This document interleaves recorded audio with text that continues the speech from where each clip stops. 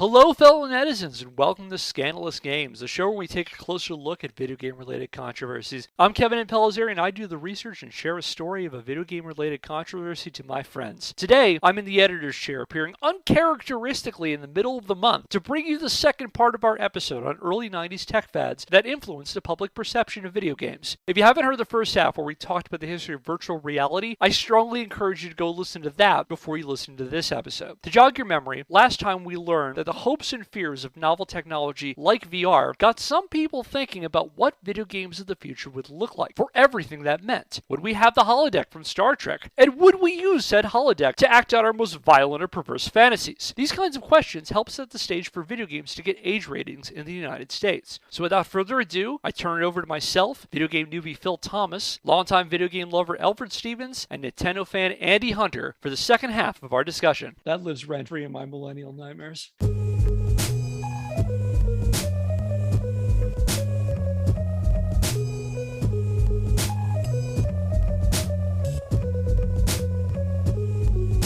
So we talked about virtual reality. So for the second part of talking about tech fads that influence the panic over video games, I'm going to introduce you to another tech entrepreneur by the name of Tom Zito. He briefly studied filmmaking in college on his way to earning a bachelor's degree in philosophy from Georgetown in 1970. And after college, Zito worked as a journalist, at one point working the tech beat in the late 70s and early 80s for the Washington Post. However, by the mid-1980s, Zito decided he wanted to stop reporting on tech news and start making it. And he took a job as vice president of marketing for a company called Axon. And Axon was a small electronics-based toy company funded by former Atari head Nolan Bushnell. And while working at Axon, Zito had a dream: interactive movies that you could play like video games. To that end, in 1985, Axon secured a deal with Hasbro to develop a VHS-based game system they internally called Project Nemo. The system would interface with a VCR, which would play pre-scripted live action or animated scenes that players could interact with by using a controller. This is a genre of gaming that came to be known as the full motion video or FMV game. Has anyone heard of an FMV game? Oh, wait, didn't you previously talk about a famous FMV game known as Night Trap? Yeah.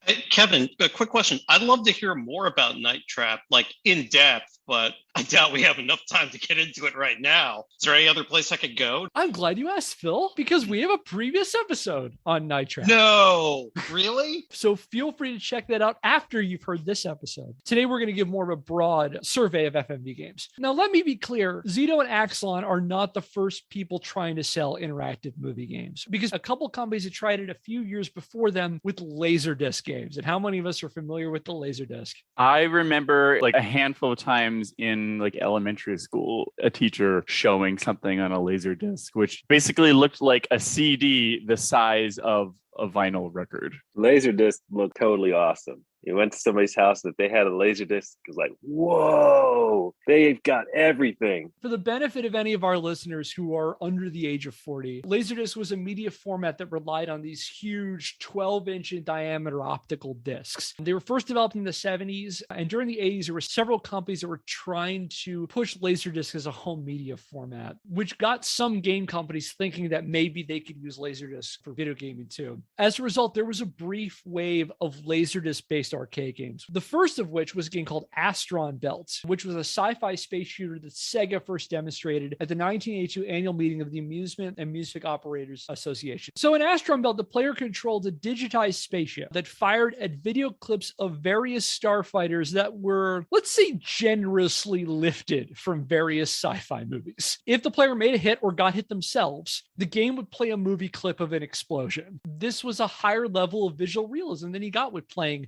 something that was more pixel and sprite-based, like Defender or Yar's Revenge or like Asteroids. And even if the game had no depth beyond the gimmick, it got some developers thinking that LaserDisc could potentially be the future of video gaming. And what really solidified LaserDisc games as a potential format for gaming was Dragon's Lair. Is anyone familiar with Dragon's Lair? I've never played it, but I've heard of it. Didn't Don Bluth's company do the animation for it? Yeah, it was developed by a company called Cinematronics. The creative lead was Don Bluth. In the 1970s, he was a Disney animator, and by the 80s, he had made his own film studio. By this time, he had made The Secret of Nim, which is kind of like a cult animated film. He's made a bunch of other ones since then. I've only heard of it and seen pictures. Is it anything like King's Quest? Yes and no. Its theme is very similar in that it's a medieval fantasy. You play as this knight called Dirk the Daring. He goes into a castle where Princess Daphne has been kidnapped by the evil dragon Singe, and he needs to overcome various obstacles. So gameplay wise, whereas King's Quest is a point and click adventure, Dragon's Lair is basically a series of quick time events. So in the game, the player is prompted with some kind of obstacle. Say jump across platforms, you have to fight an enemy, you have to avoid some kind of booby trap, and the game will put up a button prompt that you'll have to hit either one of 4 directions on a joystick or an action button at the right time. And if they successfully do it, they move on to the next challenge, the next quick time event. And if they don't, they die and they have to enter more quarters. I just wanted to add, seeing this for the first time, this looks dope as hell. It looks like what if a Disney movie were a choose your own adventure? And that is really cool in terms of retro tech, that it just seems so much more rich than some of the procedurally generated stuff we see today.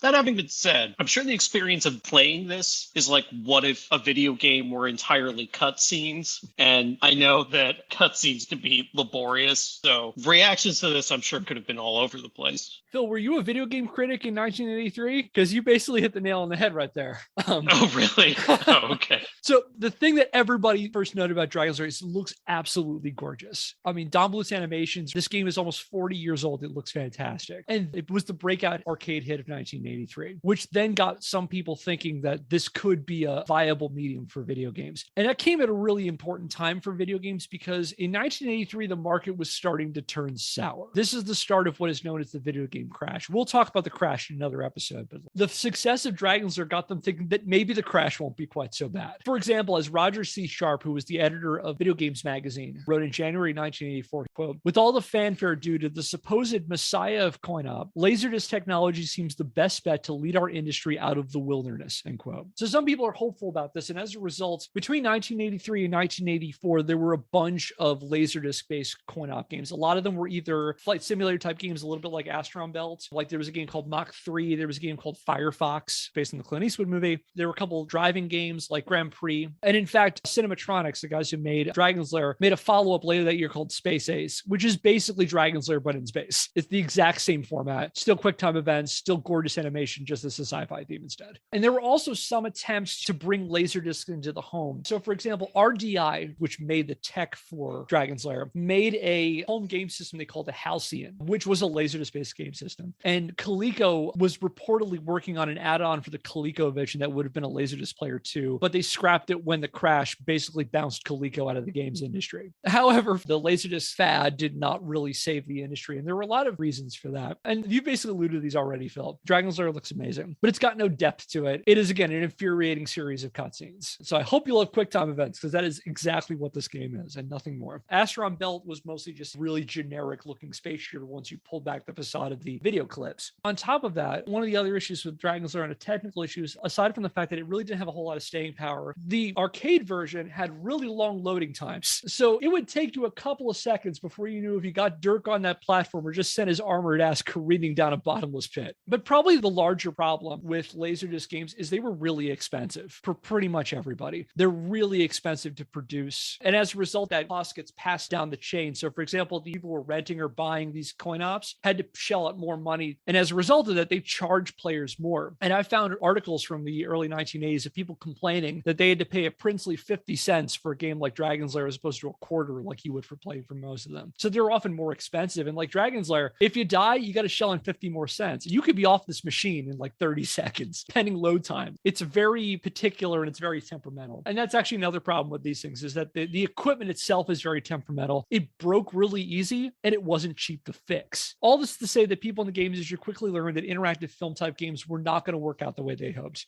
And you know what? That was a lesson Hasbro had to learn the hard way. Let's skip ahead to 1989. And 4 years and $20 to $25 billion later, Hasbro pulled the plug on Project Nemo. Yikes. Yeah. $20 to $25 million in 1989 money. Well, luckily Hasbro had that sweet Transformers and G.I. Joe money keeping them afloat, right? They're still doing all right. So just a question, is part of what precipitated this video game bust that companies hedged wrong in big ways like this? Yeah, that's some of it. We'll talk about it in more detail in another episode, but you see a couple of cases where they're betting on certain tech and it's just not working out for them for a variety of reasons. However, there remained at least one man who still believed in interactive movies. Our old friend Tom Zito. He secured the rights, the master recordings, and the source code for the then 2 completed Nemo games, which were Sewer Shark and our old friend Night Trap. He raised some money from Sony Entertainment, and in 1991, alongside a couple of people who had worked on Project Nemo, founded his own company, which he was originally calling Smart TV Inc. However, he quickly renamed it Digital Pictures. Digital Pictures was not quite a film studio and not quite a game company. And Zito set it up as a blending between Hollywood and Silicon Valley, which he called Sillywood. Luckily for Zito, Digital Pictures came on the scene when more than a few people had their own Sillywood dreams. During the 80s and 90s, various forms of media, technology, and communications were starting to blend in a trend that some business reporters were calling media convergence. On the corporate level, you began to see these industries consolidate as corporations merged with or outright absorbed TV and radio networks, cable companies, film studios, record labels, publishing companies, telecommunication firms, and electronics manufacturers through a series of high-profile acquisitions. I'll give you a couple of examples. On March the 19th, 1985, Capital Cities Communications bought ABC for $3.5 billion. Later that year, General Electric reached an agreement to buy RCA for $6.28 billion. And RCA at the time owned NBC. On January the 5th, 1988, Sony acquired CBS Records Group for $2 billion, followed by a $3.4 billion deal to acquire Columbia Pictures a year later. In November 1990, Matsushita purchased MCA, which owned, among other things, Universal for $6.6 billion. In the same year, Time Inc. and Warner Communications do their big merger to form Time Warner Inc. And this continued through the 1990s. In 94, Viacom merged with Paramount. Seagram bought a significant chunk of MCA from Matsushita in 95. On February 9, 1996, Disney acquired ABC, and so on and so forth. So as a result, you begin to see more and more of the media we consume controlled by fewer and fewer megacorporations, a phenomenon that I don't envision having any kind of negative consequences whatsoever. Only joy and happiness for everybody. Vertical integration, baby. No, out of everything else that you've mentioned so far, that's the one that doesn't seem like it has really borne out anything since then. So. Yeah, Andy, it's interesting taking the same observation and going a slightly different way with it. All of those relationships today, content is king, and those are the dominant companies in terms of IP and entertainment. Warner Media, HBO, all of the movies there, Disney Plus, ABC, ESPN, and Disney all being under the same umbrella. So it's kind of amazing that as many bad hedges as these companies made at that time, they also made all of the same decisions that basically control everything we watch today. Yeah, this never stopped. It only got bigger and bigger. So some people were talking about media convergence in sort of the macro level of like, okay, I have an electronics company. I'm making, say, VCRs. I'm going to buy a movie studio and I'm going to buy a telecom company, maybe offer on-demand movies and things like that. You're seeing people really talking about that at this time. And so in addition to catching companies like so much Pokemon, you also saw companies try to mix different forms of media together. And multimedia becomes a really important buzzword at the time, with a lot of a conversation about reshaping the TV set. So the TV set now can become like an all-in-one device. It can be the place where you watch the news. It's a place where you watch movies and television through like cable, on-demand services through like crude internet telecom. You could have your Zoom call on your TV. You can listen to your music. You can play your video games, and like making the TV into an all-in-one entertainment and communication center. And so, for example, you saw the expansion of telecom businesses. So like on January 26, 1993, Time Warner announced the launch of what they called the Full Service Network, which they first rolled out in Orlando, Florida, described as, quote, the two-way electronic superhighway into the home, because they loved using that term electronic superhighway at the time, unironically. The idea was to offer a broad range of online services like on-demand movies and shows, online gaming, long-distance telephone communication, video chat, all in one place. So talking about this in the early 1990s. From a gaming example, you had in December 1994, Sega launched the Sega Channel. So Sega Channel was a deal that Sega made with TCI and Time Warner Cable, where you bought a device. It was like a cable box that you hooked up that had a specific Sega network. And the idea is you paid a monthly subscription fee, and every month you had a changing library of downloadable games, all for the low price of $15 a month.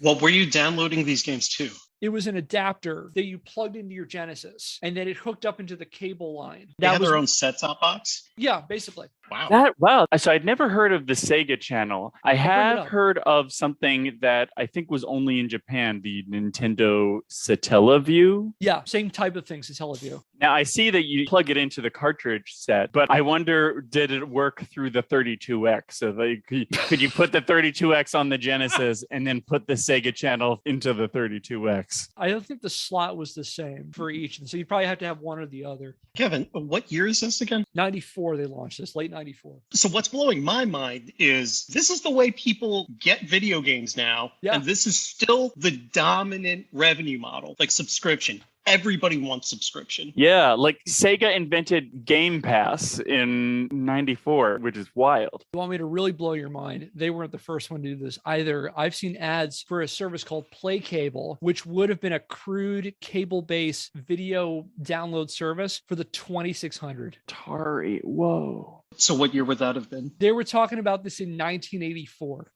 Wow. Isn't that something? I think about what you said about when we talked about General Magic, Phil, and a lot of this. Like, this idea has been around for a long time. It's just we didn't catch up to where the public was into it. I had this somewhat arrogant mindset that Macs and PCs, like desktop gaming, is what gave the console gaming market the idea that, hey, why don't you download your games and, subscription models? That's how I'll do it. But it looks like the Sega channel preceded all of that. Yeah. I have an opinion that the desktop model, especially Steam, helped people become more comfortable with it for sure. Yeah, we might do a future episode on the rollout of the Xbox One, because the Xbox One, when it was originally pitched, the thought was that you had to download all of your games and they weren't going to have CDs anymore. And that caused a huge backlash in the fan community. People hated this idea and they had to roll it back. You're bringing up some really deep emotions in me right now. I'm still upset. I think we have to have a whole episode on that, because I think it's so fascinating how people got so up in arms about a exclusively downloadable service-based system, and that in the years that followed, that is just the norm. And I found it so amazing, that transition. But going back to this idea of convergence, so helping fuel tech media convergence at this time was the popularization of CD-ROM. So CD-ROM has been around since the 1980s, but it's starting to slowly gain steam in the early 1990s, and eventually obviously becomes the default media format. So during this time, a bunch of CD-ROM based systems hit the market, as well as a bunch of CD add-ons for existing ones. So in 1990, NEC released a CD add-on for the TurboGrafx 16. In 91, there was the Philips CDI. Sega released the Sega CD a year later, which was a CD-based add-on for the Genesis. In 1993 saw the Pioneer Laser Active, an actual LaserDisc-based game system, and the 3DO. Nintendo, meanwhile, went through a series of failed deals with Sony and Philips to develop a CD-ROM add-on for the Super Nintendo. The unit never panned out, with nothing to show for the deal but a series of legendarily terrible Zelda and Mario games for the CDI and a little system called the Sony PlayStation. Yeah, it was once upon a time, it would have been the Nintendo PlayStation, right? Yeah. Had Nintendo not made another giant botch.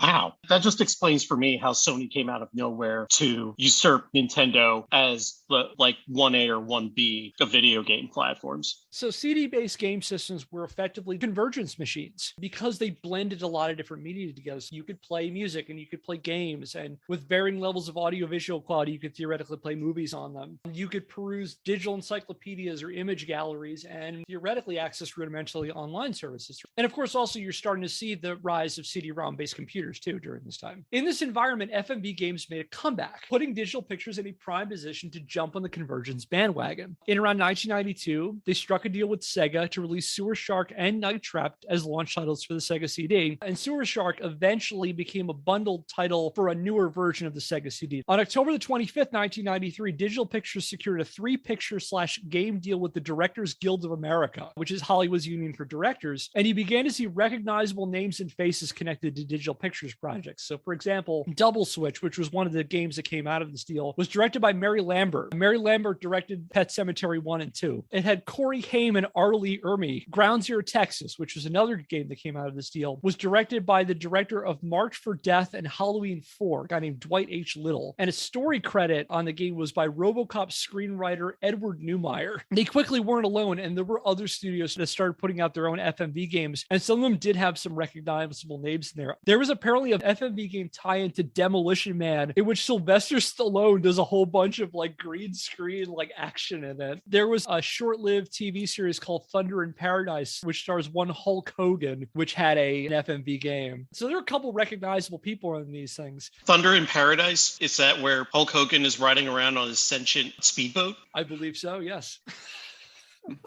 Was it, am I remembering right? Wing Commander? Was that the one with Mark Hamill? Was that another FMV game? So the thing with that game is some of the later Wing Commander games had full motion cutscenes. They weren't the game itself, but yeah, you saw some actors like he was in it. John Rhys Davies was in some of the Wing Commander games. So yeah, you start to see recognizable names attached to these kinds of games. Some of them through cutscenes like that, and some of them through actual gameplay footage too. One notable example of this was a movie called I'm Your Man. It was actually designed as an interactive movie that actually was showed in theaters. It premiered in New York on December the 18th, 1992. It was made by this company called Controlled Entropy. And the idea of this, you ever see that Futurama joke where they're watching the All My Circuits movie and they have Calculon is doing his paperwork? If you'd like to see him do his exciting action scene, +1. If you want to see him finish his paperwork, press 2. That is this movie. It's like a 12-minute movie, which you can watch multiple times. And the idea is at certain points in the plot, the movie will stop and give you one of 3 choices. Now, in the theaters where it was played, they rigged up a controller with 3 buttons on it. And the idea is they would poll the audience and the audience could vote on what happened next. And this determined where the plot went. And they encouraged people to watch it multiple times because of that you could see which permutations the movie would show. It is weird cringe, this movie.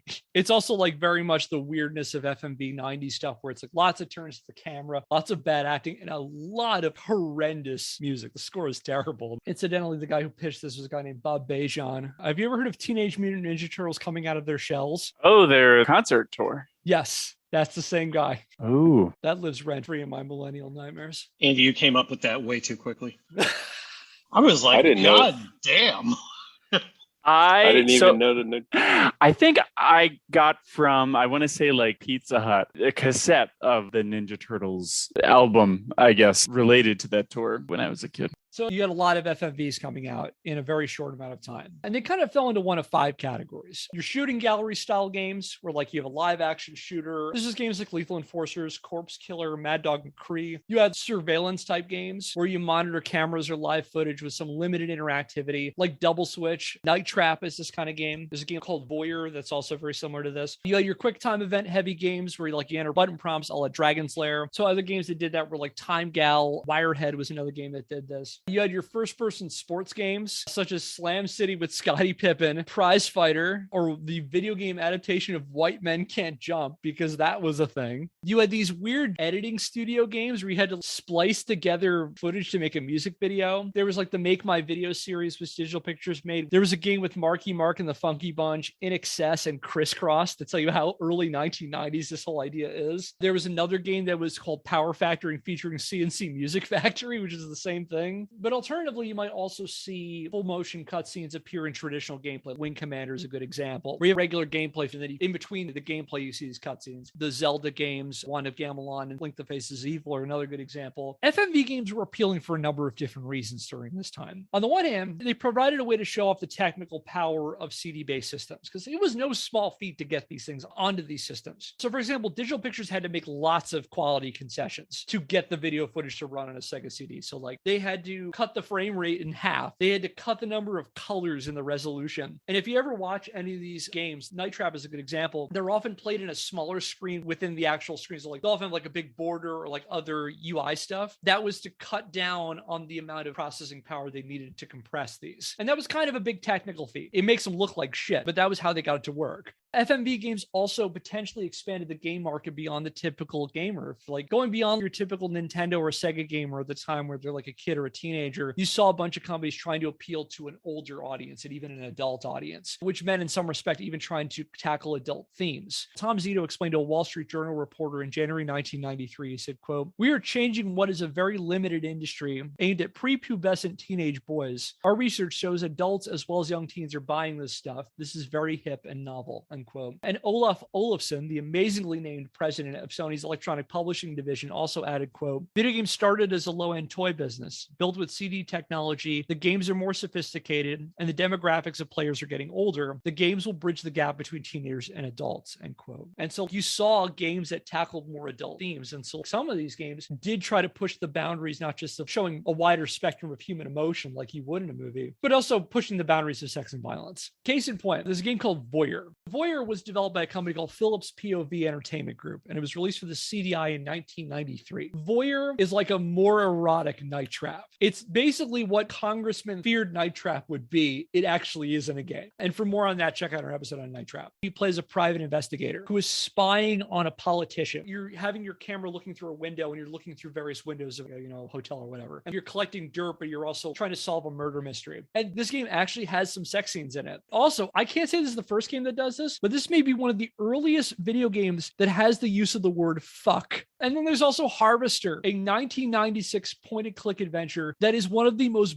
batshit bonkers games I've ever seen. It's a weird Twin Peaks pastiche. It's like small-town Americana, but everything's all violent and weird, and there are sex scenes and there are violence. I am not doing this game justice. Harvester is fucking nuts. Look it up for yourself at some point. So you have people thinking about how video games can be pushing more adult themes. On the business end, you also have people who are like, movies make a lot of money and video games make an awful lot of money. You know, if we mash the two together, it would stand to reason we're just going to make a whole bunch more money. So you have a bunch of people getting involved on that end. And so like you have some lower end Hollywood executives who are like, we can expand our revenue by making these games. You also saw Hollywood executives trying to churn out money from video games the old fashioned way. And this is when you see the first major wave of licensed video game movies. So like Super Mario Brothers comes out in 1993, Double Dragon and Street Fighter in 1994, Mortal Kombat in 1995, all movies of just stellar quality that are just very well received and remembered. Each one more of a gem than the last. Yeah. FMV games are also appealing to people further down the chain in Hollywood. So for example, a less established or a non-union film worker might see them as a foot in the door to break into more traditional movies or TV. You want to be an actor, but you don't have a SAG card? Get a role in Sewer Shark and add that to your reel. Want to become a director, but you can't find a studio willing to take a chance on you? You can always get your start directing Crisscross Make My Video. And you see examples, if you look on the cast list of some of these games on IMDb, you'll often see people who either had really small roles before this or working in other fields. Like Prize Fighter is a good example. Prize Fighter is a digital pictures game from 1993. The director was a longtime stuntman, and it was his first chance to be a director. Ken Millville, one of Digital Pictures' co-founders, explained to Adam Redsoul of IGN in 2013, he said, quote, "The way it worked with Hollywood was this. They saw us as a useful industrial market to bring in some extra cash. And individual guys took a real interest in it as an intellectual challenge, or they needed to direct. Sewer Shark's director, John Dykstra, had never directed, so this was his first shot at it. His way to break into the club, maybe get a DGA card. Then we had a series of Hollywood hacks as our production supers. We paid them better than what they'd make line producing the next MacGyver or whatever. So Hollywood treated us pretty much like a commercial house treats a client. Money in the door, so they were courteous, but they didn't take us seriously as a medium." Just the general play-by-play. We've got VR games, which experienced some marginal success. We're talking about FMV games. We've gone from the early 80s to the early 90s. I still don't know how this is going to lead to the ESRB. I still have absolutely no idea. These are the conversations people are having about gaming. Particularly a lot of the anxieties are going to come out. So we talked about with VR, what does it mean for sex and violence going forward in the games? We have these interactive experiential things. And that's what people are thinking about with FMV games as well. So as with VR, FMV games attract their fair share of anxieties. We'll start with the creative side, then we'll go with more the cultural side. On the creative side, there are plenty of filmmakers who really didn't like the idea of taking filmmaking out of the hands of professionals and into the hands of audiences. They don't like what I'm Your Man represents. If I've got a story that I want to tell it in my way. I don't want,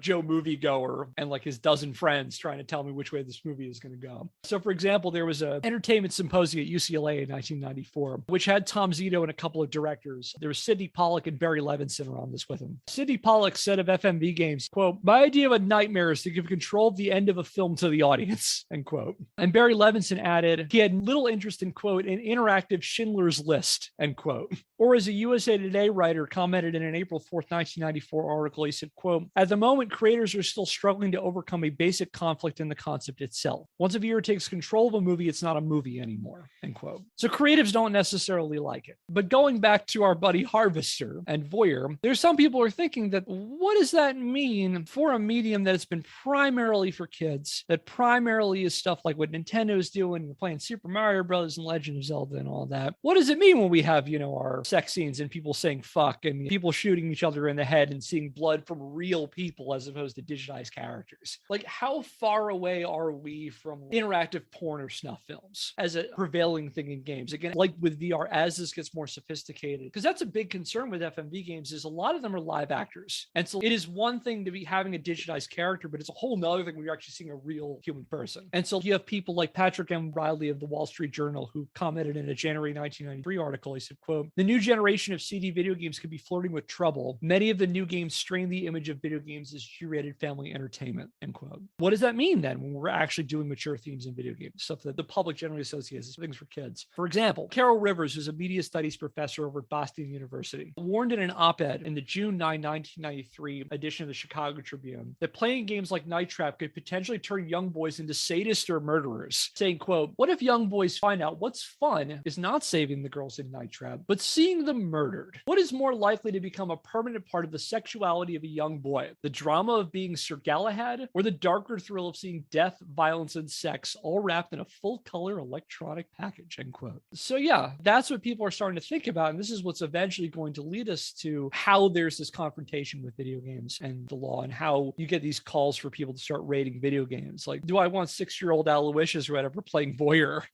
without me knowing what's on the disc? So there we go. There are the breadcrumbs you've been asking about, Phil, connecting what we've been talking about to the ESRB. To start tying things up, like VR, FMV games, they don't really set the gaming world on fire. They never really evolved beyond a novelty in gaming. Even game writers at the time, they're not taking them super seriously as the future of gaming. They're just kind of like this weird niche. For one thing, the FMV games in the 1990s had pretty much the same problems that the LaserDisc games did in the 80s. They're also really expensive and time-consuming to make. Or as Sega of America's marketing director Doug Glenn bluntly explained to a Billboard reporter in 1993, quote, "It cost an arm and a leg to produce one of these titles," end quote. It also doesn't help that the hardware is super expensive too. If you're really into playing Night Trap or Crime Patrol or Thunder in Paradise or whatever, be ready to shell out some serious cash for the privilege. I mean, the Sega CD retailed for about $230 when it came out. The 3DO and the CDI cost between $700 and $800 when they came out. Ooh.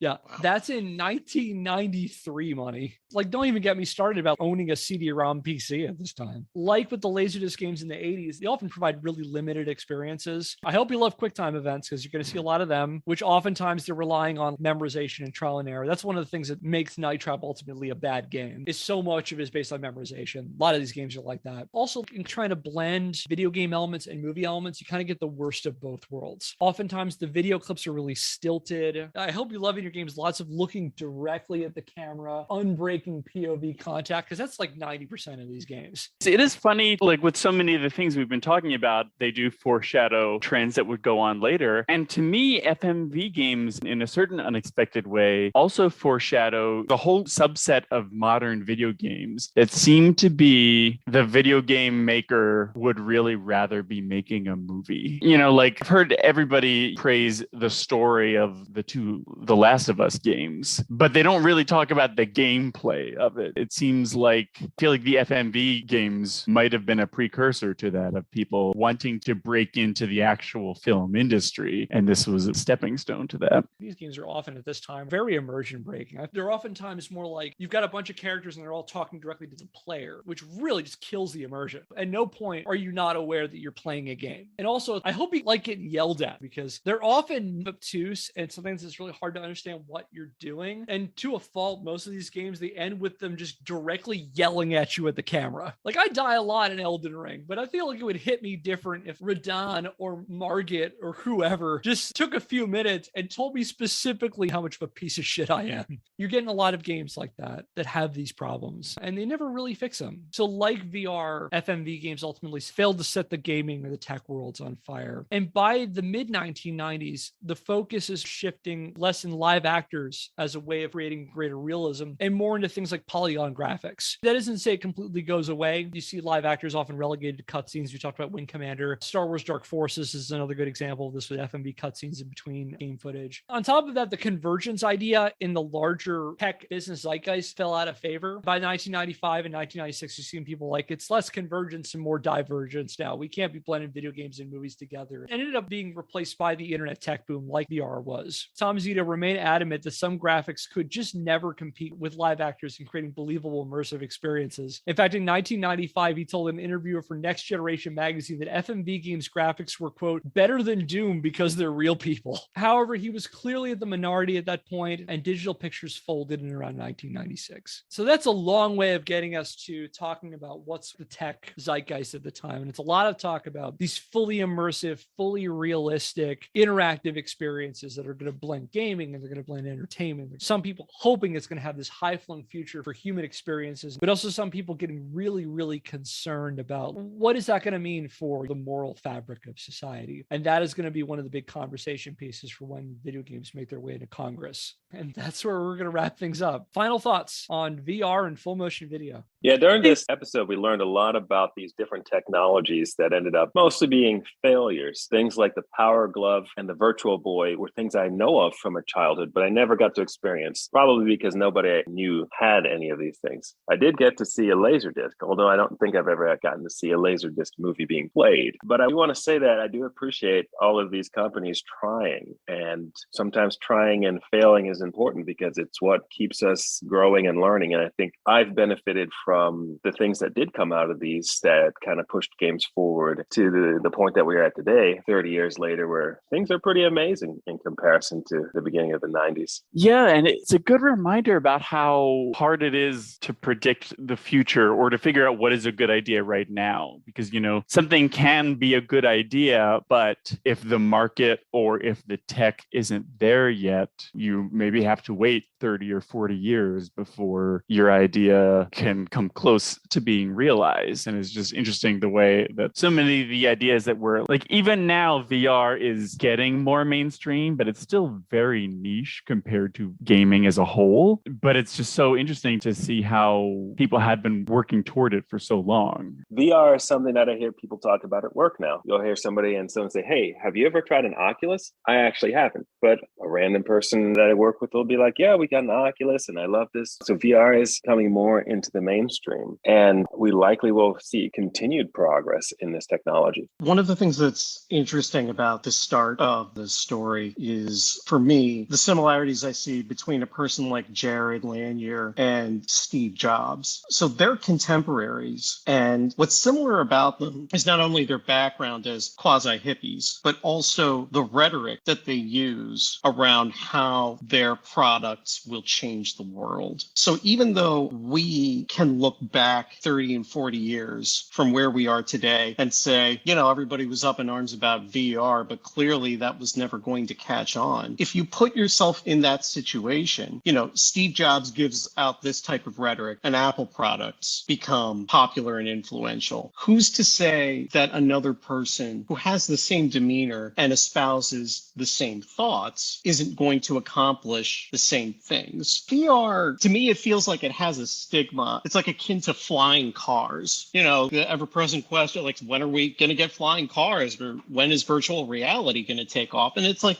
you know why we don't have flying cars? Flying cars are a bad fucking idea. That's a catastrophe waiting to happen. If you don't even want to drive your car, why would you want to fly your car? So we don't have flying cars and probably never will. That having been said, there are a lot of things tied up in flying cars that are being integrated into the world and will continue to be going forward, like autonomous driving and drones. Like, think about not only military use cases, but all the different commercial use cases that drones offer. And now with autonomous aviation, they can use planes to make mid-sized deliveries to remote locations. So even though we don't have flying cars, a lot of the stuff that on paper we might have wanted to get out of flying cars, we might have. And I see those parallels with VR too. It's like, why isn't VR popular? I don't know. Maybe it's a stupid fucking idea. That having been said, augmented reality is becoming more integrated into what we do. And a lot of the problems that we seem to have seen coming, and And some of these people with real prescience about addiction and receding into these worlds and motion sickness, like those things are things we are having difficulty dealing with, even though we never got VR itself. So do you think that we'll just never get VR? Because that's what I think. I think it's just a bad idea in general. What about you? It kind of segues into what I was going to talk about as my last point. But yeah, I think that VR is always just going to be a niche. I think that it's never going to take over the totality of human experience the way guys like Linear said it would. I think it's going to create very specific, very narrow experiences. To use our other topic, FMV games, I think are like that. Like the genre didn't completely go away. And there are actually a bunch of FMV games that are considered pretty decent. And I think what happened is that people started trying to understand what the medium is capable of technologically and creatively and are adapting to that. Like VR is apparently very good for horror games because you're often in a very narrow claustrophobic experience and creating this sort of very personal sense of fear and anxiety. I think that there's a market for them. I mean, we're not going to have like Avengers 8 or 9 or whatever and hit a button to decide whether or not Thanos snaps his fingers this time or I don't know, goes off and becomes a farmer. But yeah, so my final point is that while we didn't get something like a fully immersive VR experience and have that reshape the world, like what you said, Phil, so many of those aspects are part of reality now. Thinking about Linear saying that I can create this world and you can explore through it, and us playing Elden Ring, that's a fully immersive virtual world that you're able to explore in, you're able to communicate with other people, but it just doesn't have a fancy headset and a data club. So that end up becoming part of reality,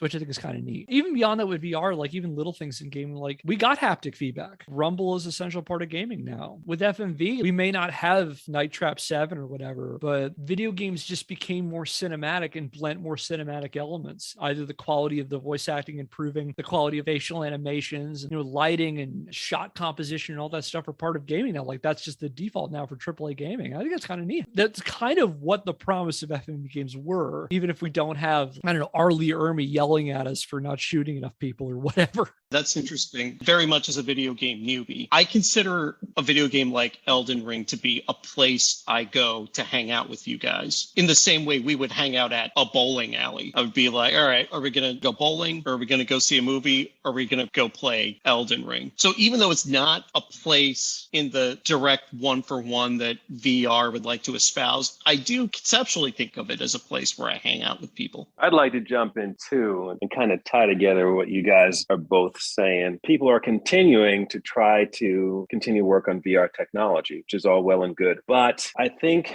one thing I'm learning from this episode is that one of the reasons why we aren't fully in VR now is because it actually doesn't take that much in order for you to fully capture the human attention. And so the idea of VR and the horrors that the old science fiction authors are writing about are related to a human being who's fully attentive to this virtual world and completely uninvolved in the world around them. And we've already gotten there. We've already created so much digital media that now that fully captures our attention, that we spend countless hours involved in it. And I think, Kevin, that you're right that it will likely evolve in niches, in areas where VR makes a lot of sense. You guys were talking about the Back to the Future ride, and I thought about, I went to a Chuck E. Cheese-like place up in Pittsburgh a few years ago for a child's birthday party, not my birthday party. And there they had this ride that was a VR ride. You sat in a seat and there was a whole bunch of other people and you had a little gun, not unlike the NES gun. And you were in an amusement park and you were on an amusement park ride and the lights went down and you started on this ride and there were crazy clowns and things jumping out and you were shooting and you had to basically prevent your amusement park cart from getting too much damage or you'd fall and the ride would be over. It was pretty fantastic. It was very well made. I hadn't had that many experiences like that. And I left that impressed. Now, some kids actually got sick because you literally felt like you were falling when the ride was falling. They had the bumpiness and all that. And so I could see that. I can see that in certain niches that the technology can keep expanding and we will definitely continue to look forward to those. And maybe we'll see through VR in our lifetime, but I do see it more as a niche thing. I also definitely see teledonics as a big area that, if people are looking for investments, it will likely do well. Teledildonics. Yeah. So tying back to the panic over video games in the 90s, both were effective as ideas, VR and FMV. They were conversation pieces about the way that the future of media could be. And for some like Lanier and Zito, that was an exciting future full of interactive movies and heightened levels of human contact. And for others, that spelled doom in the form of interactive, visceral brutality or, sex. And that is going to lead us into when we talk about how video games have ratings. That's where we'll leave this discussion today. But next time, we'll take a look into some of those popular video games of the time. And we'll also talk about the concerns over violence in general. And we'll learn about the ways that the media ruin the lives of countless children, but not in the way you're thinking. And that will do it for today's episode of Scandalous Games. If you like what we're doing and want to help the show, subscribe or follow us wherever you get your podcasts and leave us a rating on iTunes. If you want to learn more, check out our website, scandalousgamespodcast.wordpress.com, where I publish the show notes and the sources for every episode. Our theme music is Occam Seek Me by Seek Knowledge via the Free Music Archive. Use under a CC BY NC SA 3.0 US license. If you have a question, comment, or idea for a topic for a future episode, email us at scandalousgamespodcast@gmail.com. And until next time, I'm Kevin Impellizeri. I'm Phil Thomas. I'm Andy Hunter. I'm Elford Stephens. Thanks for listening, and we'll see you next game.